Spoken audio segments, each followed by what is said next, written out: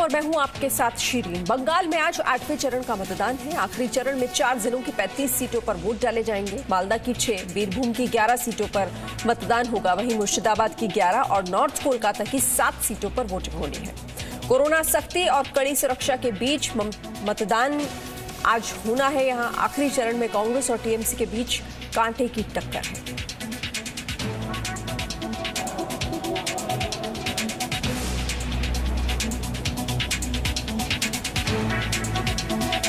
तो बंगाल में आज 8वां और आखिरी चरण है जिसकी वोटिंग होनी है। मालदा की 6 सीटें हैं, बीरभूम की 11 सीटों पर आज मतदान होगा। मुर्शिदाबाद की भी 11 सीटें और नॉर्थ कोलकाता की 7 सीटों पर मतदान होना है। कोरोना गाइडलाइंस और तमाम सुरक्षा व्यवस्थाओं के बीच तैयारी पूरी है। और देखिए यहां पर आज जहां जहां पर वोटिंग हो रही है, 4 जिले हैं और 4 जिलों की 35 सीटें हैं।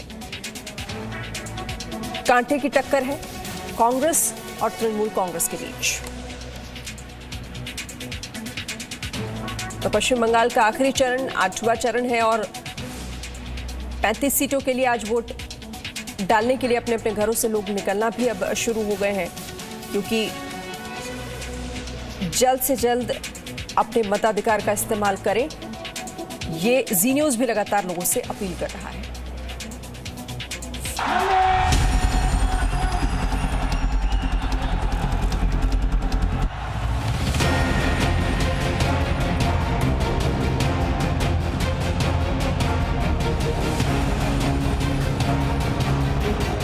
बंगाल में आखिरी चरण का रण।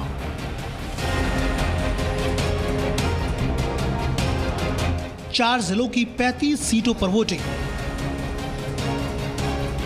टीएमसी कांग्रेस को मुस्लिम वोटरों से आस। बंगाल में 8वें और आखिरी चरण का मतदान चल रहा है। अंतिम चरणों में टीएमसी और कांग्रेस लेफ्ट गठबंधन के बीच कांटे की टक्कर है। कांग्रेस और टीएमसी का सारा दारोमदार मुस्लिम मतदाताओं पर टिका है। पिछले 7 चरणों में टीएमसी और बीजेपी के बीच सीधा मुकाबला रहा, लेकिन 8वें और आखिरी चरण में कांग्रेस और टीएमसी के बीच कड़ी टक्कर है। मुस्लिम वोटर्स पर ममता की बंगाल वापसी की उम्मीद टिकी हुई है, तो कांग्रेस के लिए वजूद बचाने का सवाल है। दीदी, ओ दीदी, आपका व्यवहार, आपके शब्द, आपकी बौखलाहट बंगाल के लोगों में चर्चा का विषय बने हुए हैं। बंगाल चुनाव के 8वें और अंतिम चरण में 35 सीटों के लिए वोट डाले जा रहे हैं। इनमें मालदा की 6, बीरभूम की 11, मुर्शिदाबाद की 11 और नॉर्थ कोलकाता की 7 सीटें शामिल हैं। हालांकि मालदा और मुर्शिदाबाद जिले की कुछ सीटों पर 7वें चरण में वोटिंग हो चुकी है। ऐसे में अब बाकी बची सीटों पर आज वोटिंग हो रही है। বিজেপি পার্টি ওদের প্রধানমন্ত্রী নরেন্দ্র মোদী ভারতবর্ষের অর্থনীতিকে শেষ করে দিয়েছে। অর্থনীতিতে ধস নেমেছে। নোটবন্দি থেকে শুরু করে ব্যাংক বন্দি। আজকে বলুন তো কবে বলবে হলদিয়া পোর্টটাও বিক্রি করে দাও। साल 2016 में 35 सीटों पर टीएमसी और कांग्रेस का दबदबा रहा, यानी पिछले चुनाव में कांग्रेस और टीएमसी का वर्चस्व था। साल 2016 के चुनाव नतीजों पर गौर करें तो 35 सीटों में से टीएमसी ने 17 सीटों पर जीत दर्ज की थी, तो वहीं कांग्रेस 13 सीटें जीतने में कामयाब हुई थी, जबकि 3 सीटें सीपीएम के खाते में गई थी। बीजेपी महज 1 सीट ही जीत सकी थी और इसके अलावा 1 सीट पर निर्दलीय ने जीत दर्ज की थी। एक तरफ बंगाल में 8वें चरण की वोटिंग चल रही है, तो वहीं दूसरी तरफ कोरोना अपने उफान पर है। हालांकि वोटिंग के दौरान कोरोना प्रोटोकॉल का पालन किया जा रहा है। ऐसे में ये देखना दिलचस्प होगा कि कोरोना काल में हुए बंगाल चुनाव में बाजी कौन मारेगा। ब्यूरो रिपोर्ट, जी मीडिया।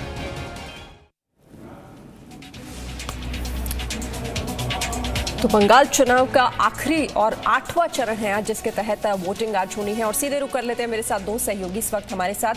रवि त्रिपाठी बेलेघाटा कोलकाता से हमारे साथ जुड़े हुए हैं और पूजा मेहता कोलकाता से मेरे साथ हैं। रवि, अंतिम चरण है, अंतिम चरण की तैयारियां किस तरह से हैं? कोरोना संक्रमण काल में गाइडलाइंस का भी ख्याल रखना है और सुरक्षा व्यवस्था को भी पुख्ता करना है। बिल्कुल बिल्कुल, मैं तस्वीर दिखाना चाहूँगा सबसे पहले शरीर आपको, चूँकि सुबह सुबह मतदान शुरू हो चुका है। ये देखिए लोग लाइन में लगे हुए हैं, सुरक्षा के लिहाज से भी तैयारी है।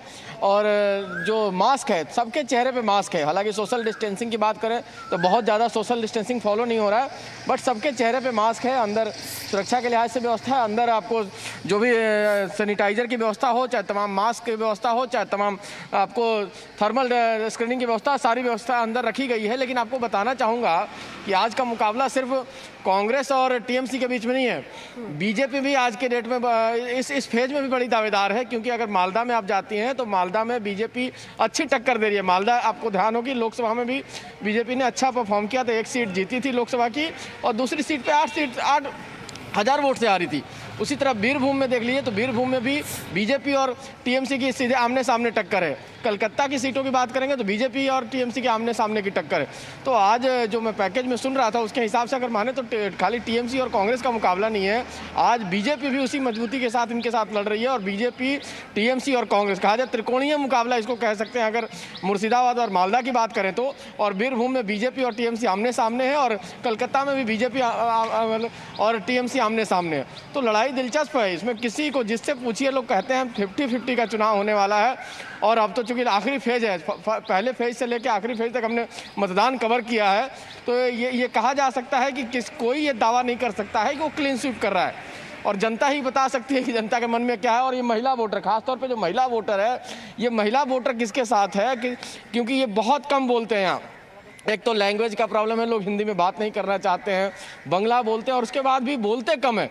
और इन पर स्कीम्स का कितना असर है, क्योंकि ममता बनर्जी ने बहुत सारे स्कीम्स इनके लिए दिए हैं। प्रधानमंत्री मोदी का इन पर असर रहता है कि दीदी का रहता है, इसका बहुत सारा चीज़ मायने रखता है। क्योंकि दीदी जो प्रधानमंत्री का डायलॉग है उससे भी कई सारी चीज़ें जुड़ी हैं।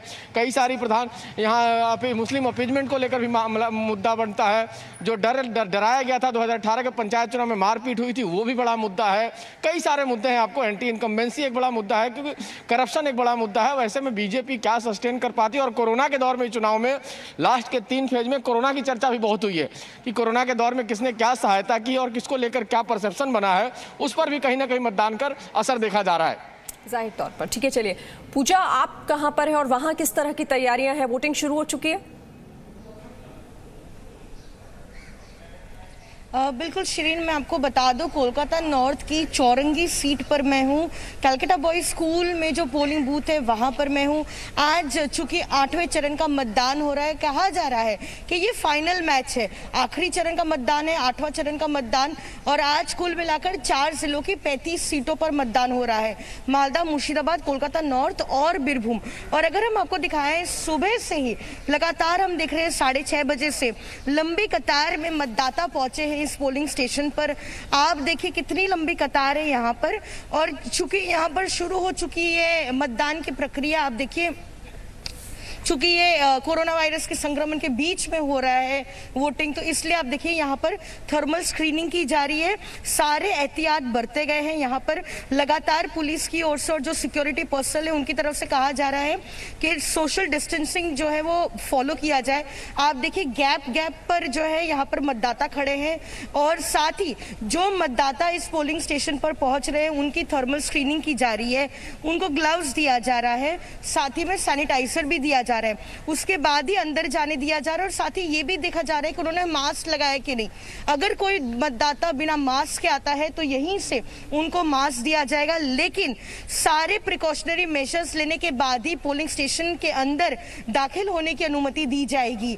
और जैसा कि रवि त्रिपाठी भी बता रहे थे कि अब तक जितने भी चरण हुए हैं पश्चिम बंगाल चुनाव में, तो ये एक बाइपोलर फाइट थी। कहा जा रहा था कि तृणमूल कांग्रेस और बीजेपी के बीच में सीधा मुकाबला है, लेकिन 8वें और ये जो आखिरी चरण का मतदान हो रहा है आज, ये एक 3 कॉर्नर्ड फाइट है, जिससे कांग्रेस भी एक फैक्टर है, क्योंकि कांग्रेस भी मालदा मुर्शिदाबाद की सीटों पर बेहद स्ट्रांग है। तो इस बार देखना होगा कि आखिरकार कांग्रेस अपनी सीटों को सस्टेन कर पाएंगी या फिर यहाँ पर भी तृणमूल कांग्रेस और बीजेपी सेंध लगा पाएंगे। क्योंकि पिछले लोकसभा चुनाव में 1 सीट जीती थी मालदा में बीजेपी, और साथ ही इस बार तृणमूल कांग्रेस का बेहद फोकस रहा है मालदा और मुर्शिदाबाद में, जहां पर मुस्लिम पॉपुलेशन भी बहुत हाई है, माइनॉरिटी पॉपुलेशन भी बहुत हाई है, और तृणमूल कांग्रेस इस चुनाव में दो फैक्टर पर हेवीली डिपेंड कर रहे हैं, एक है मुस्लिम वोट और दूसरा है महिला वोट। तो कुल मिलाकर इस बार का कॉन्टेस्ट बहुत इंटरेस्टिंग होने वाला है, 8वें चरण का मतदान, जहां ये एक 3 कॉर्नर फाइट होगी तृणमूल कांग्रेस, बीजेपी और कांग्रेस के बीच में। यानी कि इस बार मुकाबला और भी दिलचस्प हो गया, जिससे हम कह रहे थे कि टीएमसी और कांग्रेस की लड़ाई है, बीजेपी भी उसी तरीके से दावेदारी यहां पर दिखा रही है। और रवि, पिछली बार 35 में से 17 सीटें ऐसी थी जिस पर टीएमसी ने जीत हासिल की थी, लेकिन इस बार बीजेपी भी पूरे दमखम के साथ है। चुनौती यहां पर ममता बनर्जी के लिए भी बड़ी है। बिल्कुल बिल्कुल, देखिए ममता बनर्जी को कोलकाता नॉर्थ की सीटों को अपना बचाना है और साथ साथ बीरभूम की सीटें, बीरभूम की जो 11 सीट है और कोलकाता नॉर्थ की 7 सीट है, ये एक तरह से कहा जाए ममता बनर्जी का गढ़ है। इस गढ़ में भी बीजेपी उनको टक्कर दे रही है। और दूसरी तरफ जो कांग्रेस का गढ़ है मालदा और मुर्शिदाबाद और मालदा में अगर बात करें, टोटल की बात करें तो कुल 22 सीटें हैं मुर्शिदाबाद में। आज तो 11 पे चुनाव हो रहा है, 22 में से 18 सीटें जोट मतलब कांग्रेस और लेफ्ट के गठबंधन को मिली थी, और मालदा में 12 में से 11 सीटें कांग्रेस और लेफ्ट के गठबंधन को मिला था। और वहाँ जिस तरह से पूजा भी बता रही है, जो माइनॉरिटीज़ है, माइनॉरिटीज़ का शिफ्टिंग ऐसा लग रहा है कि कहीं ना कहीं टीएमसी की तरफ उनका झुकाव ज़्यादा दिख रहा है। और जिस तरह से ममता बनर्जी ने प्रचार किया, बार बार कहा कि माइनॉरिटीज़ को कन्फ्यूज नहीं होना है, एकजुट होकर हमें ही वोट देना है, तो उसका असर शायद देखा जा रहा है मालदा और मुर्शिदाबाद में। तो वहाँ हो सकता है मुस्लिम वोट उनके साथ इंटैक्ट हो, लेकिन उसके एवज में उनको कुछ बाकी जगहों में जो बाकी वोटर हैं, माइनॉरिटी वोटर, तो उनके लिए इंटैक्ट हो सकता है, लेकिन इसमें एवज में आपको मेजॉरिटी का जो वोट है उसको खोना भी पड़ सकता है, क्योंकि आप एक तरफ अपील करती हैं तो ऐसा लगता है कि आपको उन्हीं का वोट चाहिए, दूसरे का वोट नहीं चाहिए। तो इसका डर उनको है, इसका डर है कि बीरभूम में और कोलकाता में बीजेपी इसका फायदा उठा सकती है, क्योंकि आप वहाँ माइनॉरिटी वोटर तो ले लेंगे, कांग्रेस से तो आप वोटर छीन सकते हैं, लेकिन बीजेपी भी आपके गढ़ में आपसे हिंदू वोटर भी छीनेगी इसी नाम पर। क्योंकि लगातार प्रधानमंत्री ने कहा, आपको याद हो प्रधानमंत्री ने कहा था कि अगर ममता बनर्जी ने ये बात कही है तो चुनाव आयोग कार्रवाई करे ना करे, अगर मैं ऐसा बोल दूं कि हिंदू वोटर एक साथ हो जाओ तो उस पर कहीं ना कहीं हमारे खिलाफ चुनाव आयोग एक्शन ले सकता है, हमको बैन कर सकता है। तो ये सारी बातें चली है। माइनॉरिटी अपीजमेंट की पॉलिसी यहाँ लंबी रही, आप जानती हैं, दुर्गा पूजा हो, सरस्वती पूजा हो, तमाम बातों को लेकर कहीं ना कहीं ममता बनर्जी पर यह आरोप लगता रहा। और ममता बनर्जी ने खुलेआम, मुझे याद है कि मध्य प्रदेश के चुनाव में कमलनाथ ने तो बंद कमरे में ये बात कही थी कि मुसलमान लोगों से अपील की थी और बंद कमरे में उनको बुलाकर मीटिंग की थी। और ममता बनर्जी तो यहाँ खुले मंच से अपील कर रही हैं कि आप हमें ही वोट दीजिए, कहीं और मत जाइए, कांग्रेस को वोट देने से आपका वोट बर्बाद माना जाएगा, लेफ्ट को वोट देने से आपका वोट बर्बाद माना जाएगा। तो इतना खुलेआम माइनॉरिटी वोटर से अपील करना, मुझे लगता है ये पहला चुनाव है इस तरह का, और उसका उनको फायदा भी होगा और उसका नुकसान भी उनको होगा। बिल्कुल। और ठीक है, इस वक्त एक बड़ी खबर भी आ रही है। बंगाल में कोरोना के मामलों में लगातार इजाफा हो रहा है, बढ़ोतरी देखी जा रही है। बीते 24 घंटों में कोरोना के सबसे ज्यादा नए मामले सामने आए हैं। बीते 24 घंटे में कोरोना के 17,207 नए मामले सामने आए। 24 घंटे में कोरोना से 77 लोगों की मौत हुई है। बंगाल में कोरोना टेस्ट में हर तीसरा व्यक्ति संक्रमित है। ये बड़ी खबर कोरोना संक्रमण मामलों से जुड़ी हुई, और ये बंगाल के आंकड़े आपको बता रहे हैं। बीते 24 घंटों के सबसे ज्यादा नए मामले रिकॉर्ड किए गए, 17,207, 77 लोगों की मौत। और जब कोरोना टेस्ट हो रहा है तो हर तीसरा व्यक्ति संक्रमित है। पूजा, कोरोना भी एक बड़ी चुनौती पश्चिम बंगाल में इस वक्त बढ़ते हुए मामले जिस तरह से सामने आ रहे हैं। चुनाव आयोग के, क्योंकि आज अंतिम चरण का चुनाव है, क्या तैयारी है कोरोना को खास तौर पर ध्यान में रखते हुए, कोरोना संक्रमण? देखिए, आपको बता दें, कोरोना वायरस के आंकड़े जो है पश्चिम बंगाल में लगातार बढ़ रहे हैं। स्पेशली अगर आप देखें तो छठे चरण के बाद जो है एक बहुत ही ज़्यादा बढ़ोतरी हुई है कोरोना वायरस के जितने भी केसेस है कोलकाता और साथ ही उत्तर 24 परगना के आसपास के ज़िलों में। और लगातार ये आंकड़े बढ़ रहे हैं, क्योंकि कल एक ही दिन में पिछले 24 घंटे में 17,000 नए केस रिपोर्ट किए गए हैं, 77 लोगों की मौत हुई है। तो कहीं ना कहीं इलेक्शन कमीशन में भी काफ़ी चिंता है, इसलिए उनकी तरफ से लगातार जो पोलिंग पर्सनल उनको कहा जा रहा है कि पोलिंग बूथ पर जितने भी मतदाता पहुंचेंगे उनको जितने भी कोविड प्रोटोकॉल्स है उनको मानना होगा, सोशल डिस्टेंसिंग मेजर्स को जो है फॉलो करना होगा, मास्क लगाने होंगे, सैनिटाइजर्स यूज करना होगा। लेकिन साथ ही 2 तारीख को जब काउंटिंग होगी उसके लिए भी अलग गाइडलाइंस इशू की गई है। कहा गया है जो भी पोलिंग पर्सनल है और साथ ही जो काउंटिंग एजेंट होंगे अलग अलग पार्टी के, या तो वो वैक्सीन वैक्सीनेटेड होने चाहिए या फिर उनको कोविड नेगेटिव रिपोर्ट जो है वो दिखानी होगी। 48 आवर्स के अंदर वो कोविड टेस्ट होना चाहिए और वो कोविड नेगेटिव रिपोर्ट दिखाने के बाद ही जो काउंटिंग सेंटर है उनको अंदर दाखिल होने के लिए वहां पर अनुमति दी जाएगी।